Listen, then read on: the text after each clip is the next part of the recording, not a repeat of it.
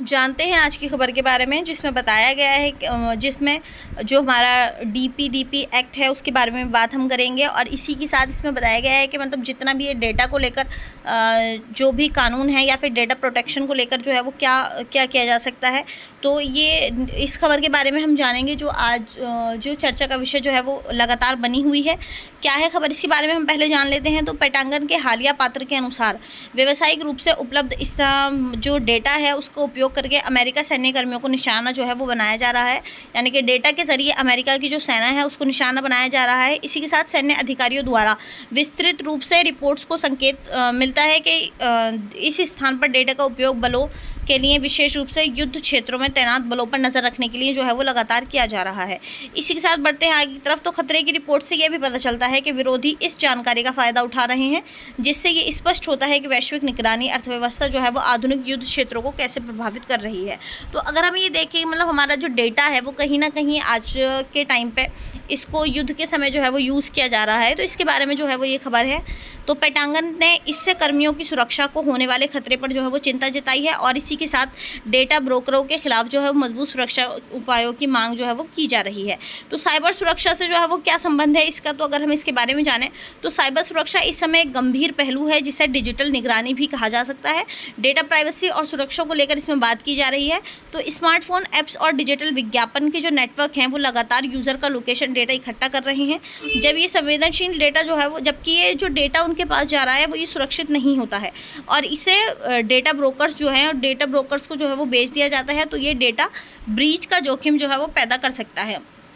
अगर हम second option में इसको देखते हैं तो ऑपरेशनल सिक्योरिटी का उल्लंघन भी जो है वो यहाँ पर देखने को मिल रहा है। यानी कि सैन्य संदर्भ में अगर हम देखें तो साइबर सुरक्षा का मतलब है सिर्फ हैकिंग को रोकना ही नहीं है। यानी कि अगर हम साइबर सुरक्षा की बात करते हैं तो हमारे दिमाग में कहीं ना कहीं सिर्फ हैकिंग को रोकना आ जाता है, जबकि साइबर सुरक्षा के अंदर इससे साइबर सुरक्षा जो है वो अपने आप में एक बहुत विस्तृत है। तो इसमें सिर्फ हैकिंग को जो है वो शामिल नहीं किया जा सकता, बल्कि जानकारी को गुप्त रखना भी जो है वो साइबर सुरक्षा के अंतर्गत ही आता है। लोकेशन डेटा के जरिए दुश्मन ये पता लगा सकते हैं कि सेना कहाँ इकट्ठा हो रही है या उनके आने जाने का पैटर्न क्या है, जो सीधे तौर पर राष्ट्रीय सुरक्षा के लिए जो है वो खतरा का विषय बना हुआ है। अगर हम इसके थर्ड पॉइंट की बात करें तो विज्ञापन आईडी का जो है वो हथियार के रूप में इस्तेमाल किया जा रहा है। यानी कि हर स्मार्टफोन में कहीं ना कहीं एक विशिष्ट विज्ञापन जो है वो होता है और इस रिपोर्ट के अनुसार ये साबित हो गया, ये जो है वो साफ हो गया है कि हमलावर इसी आईडी का इस्तेमाल सैन्य कर्मियों को ट्रैक करने के लिए जो है वो लगातार कर रहे हैं और साइबर सुरक्षा विशेषज्ञ जो है वो इसलिए विज्ञापन आईडी को डिसेबल करने और ब्राउजर सेटिंग को सुरक्षित बनाने की सलाह जो है वो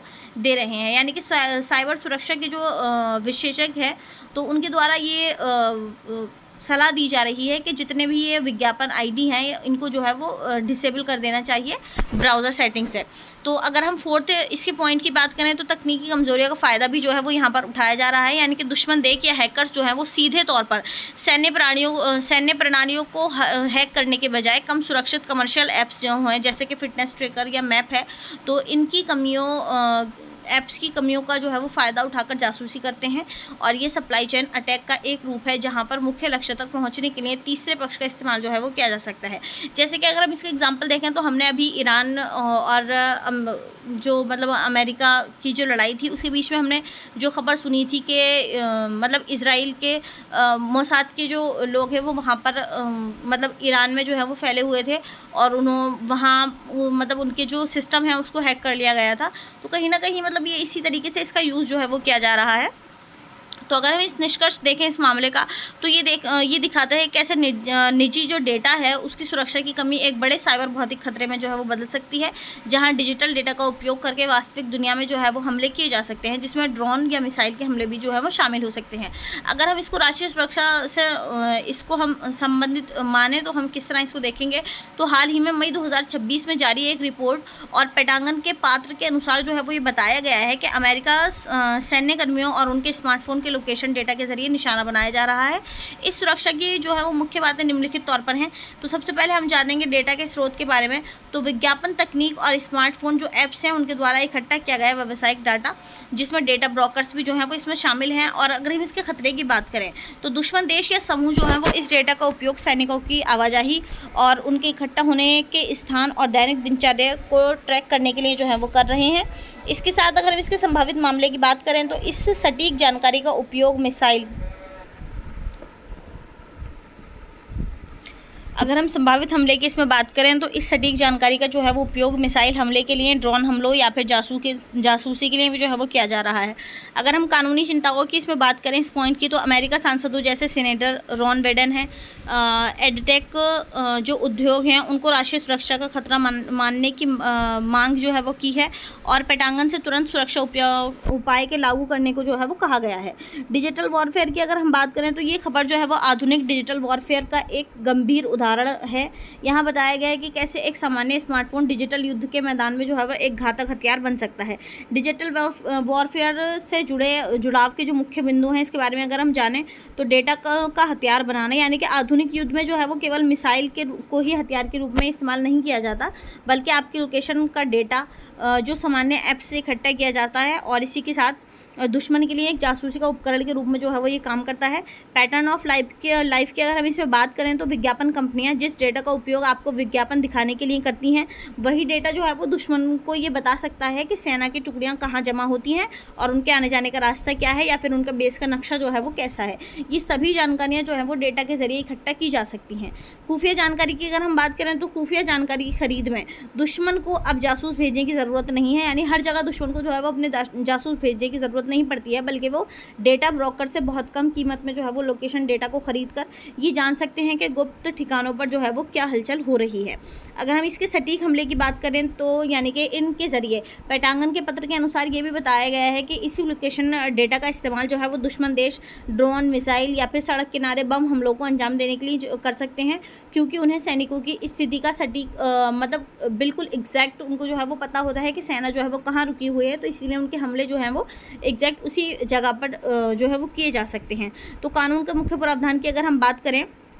तो ये खबर जो है वो सीधे तौर पर भारत का जो digital personal data protection DPDP act है 2023 से जुड़ा नहीं है, लेकिन ये उसी समस्या को उजागर करता है जिसे हल करने के लिए DPDP कानून जो है वो बनाया गया था। अब ये DPDP कानून के बारे में अगर हम यानी कि डिजिटल पर्सनल डाटा प्रोटेक्शन की अगर हम बात करें तो ये कानून जो है वो क्या है, तो भारत का ये कानून ऐसी संस्थाओं को जवाबदेह बनाता है जो नागरिकों का डिजिटल डेटा जैसे कि लोकेशन इकट्ठा करना है, तो ये सब इसी के अंदर आता है। तो डिजिटल डेटा का जो है वो इकट्ठा करती है, और ये कानून बिना स्पष्ट सहमति के डेटा को कमर्शियल इस्तेमाल या उसे बेचने पर जो है वो रोक लगाने का प्रयास करता है। ये है DPDP एक्ट 2023 भारत का। तो इसके ज़रिए वो जो है इसमें कहीं ना कहीं मिलता हुआ नज़र आ रहा है।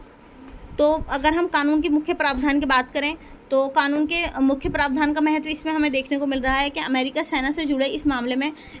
वही चुनौतियां सामने आ रही हैं जिन्हें DPDP एक्ट जो है वो भारत में संबोधित करता है। अगर हम इसके उद्देश्य सीमा की बात करें तो DPDP एक्ट के तहत जो है वो मतलब इसका उपयोग केवल उसी काम के लिए किया जा सकता है जिसके लिए सहमति ली गई हो, यानी कि रॉयटर्स की खबर में विज्ञापन करने के लिए लिया गया